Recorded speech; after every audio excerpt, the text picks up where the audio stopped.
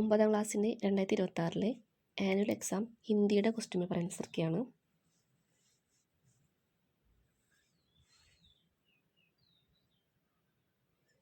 അതിൽ first paragraph വായിക്കുക. അതിൽ രണ്ടുപേരുടെയും വസ്ത്രങ്ങൾ നനഞ്ഞത് എങ്ങനെയെന്നാണ് ചോദിക്കുന്നത്. അതിന് ആൻസർ ഓപ്ഷൻ ബി. നദിയിൽ മുങ്ങിക്കളിച്ചിട്ടാണ് വസ്ത്രങ്ങൾ നനഞ്ഞത്.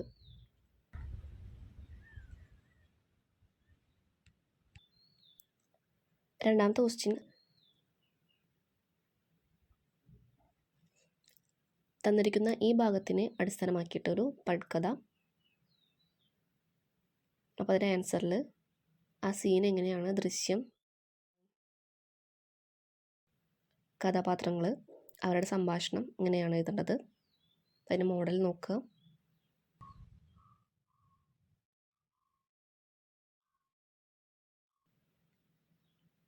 അടുത്ത ക്വസ്റ്റ്യൻ, ഒരു കവിത തന്നിട്ടുണ്ട്,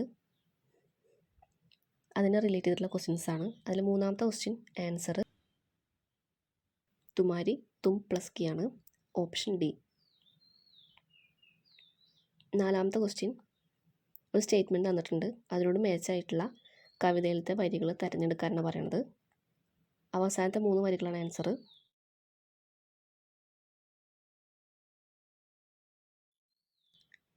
അടുത്ത ക്വസ്റ്റ്യൻ, പുസ്തകത്തിലത്തെ ഒരു ഭാഗം തന്നിട്ടുണ്ട്, അതിൽ 5ാമത്തെ ക്വസ്റ്റ്യൻ, ഇതിലേതാണ് കറക്റ്റ് എന്നാണ് ചൂസ് ചെയ്യേണ്ടത്. ഓപ്ഷൻ സി ആണ് ആൻസർ. 6ാമത്തെ ക്വസ്റ്റ്യൻ, മൗണ്ട് ബാറ്റൻ്റെ ആ ദിവസത്തെ ഡയറി, അതിൻ്റെ ഓർ ക്വസ്റ്റ്യൻ അല്ലെങ്കിൽ കത്ത്.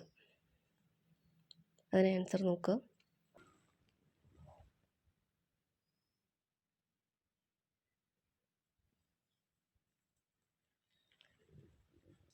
അടുത്ത ക്വസ്റ്റ്യൻ, നാടകത്തിൻ്റെ ഒരു ഭാഗം തന്നിട്ടുണ്ട്, അതിൽ 7ാമത്തെ ക്വസ്റ്റ്യൻ ബ്രാക്കറ്റിൽ കുറച്ച് വേർഡ്സ് തന്നിട്ടുണ്ട്, അത് വെച്ചിട്ട് ഫസ്റ്റത്തെ തന്നിരിക്കുന്ന സെൻറ്റൻസിനെ എക്സ്പാൻഡ് ചെയ്യാം.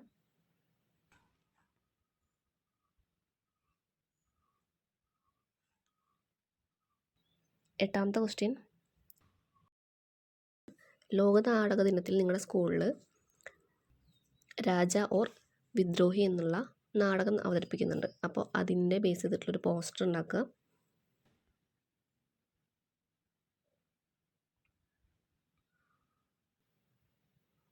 അടുത്ത ക്വസ്റ്റ്യൻ, തന്നിരിക്കുന്ന പാരഗ്രാഫ് വായിക്കുക. അതിൽ 9ാമത്തെ ക്വസ്റ്റ്യൻ, സഹോദരനും സഹോദരിയും എന്തിനാണ് ഫാം ഹൗസിൽ പോയത്. അപ്പോൾ ഇതിൻ്റെ ആൻസർ ഭക്ഷണം ആവശ്യപ്പെട്ടായിരുന്നു. 10ാമത്തെ ക്വസ്റ്റ്യൻ,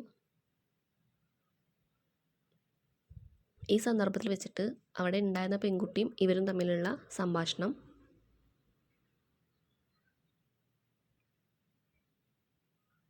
അതല്ലെങ്കിൽ ആ പെൺകുട്ടിയും അമ്മയും തമ്മിലുള്ള സംഭാഷണം, സഹോദരൻ സഹോദരിയും ഫാം ഹൗസിൽ വന്നതിനെ പറ്റിയിട്ടുള്ള സംഭാഷണം.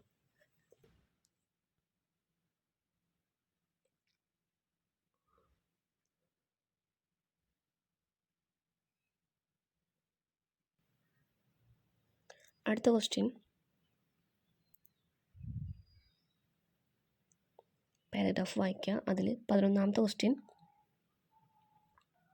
സമാനാർത്ഥ ശബ്ദം, ഓപ്ഷൻ ബി ആണ്. 12ാമത്തെ ക്വസ്റ്റ്യൻ, തന്നിരിക്കുന്ന ഹിൻസ് വെച്ചിട്ട് ജീവചരിത്രത്തിൻ്റെ ഒരു ഭാഗം അതെഴുതുക.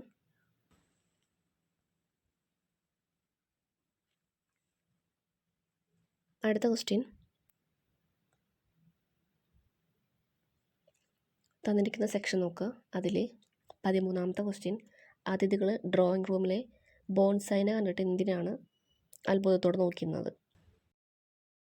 അതിൻ്റെ ആൻസർ, വലിയൊരു മരം ചെറിയ ചട്ടിയിൽ ചെറിയൊരു രൂപത്തിലിരിക്കുന്ന കാണുമ്പോൾ അവർക്ക് അതിശയം തോന്നി, അപ്പോൾ അതുകൊണ്ടാണ്. അടുത്ത ക്വസ്റ്റ്യൻ, കവിതയുടെ തന്നിരിക്കുന്ന ഈ ഭാഗത്തിൻ്റെ ആശയം എഴുതുക. അതിൻ്റെ ഓർ ക്വസ്റ്റ്യൻ, ടിപ്പണി. പിന്നെ ആൻസർ നോക്കുക. ബോൺസായി മരങ്ങളെ പറ്റിയിട്ടുള്ള കാര്യങ്ങളാണ് ഈ കവിതയിൽ കൊടുത്തിരിക്കുന്നത്. അപ്പോൾ അതുമായി ബന്ധപ്പെട്ടിട്ടുള്ള ആശയം ടിപ്പണിയാണ് എഴുതേണ്ടത്.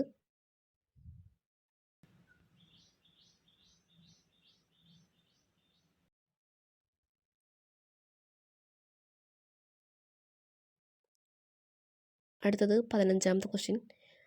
അതിൽ ഫസ്റ്റ് ആ ടേബിൾ നോക്കുക. ടേബിൾ ലഗായേങ്ക എന്നാണ് ഫസ്റ്റത്തേലുള്ളത്. രണ്ടാമത്തേൽ ഫില്ല് ചെയ്യേണ്ടത് ലഗായേങ്ക എന്നാണ് വരിക. അതിൻ്റെ ബി ക്വസ്റ്റ്യൻ വിശേഷ ശബ്ദമായിരുന്നു ചോട്ടെ ബടെ.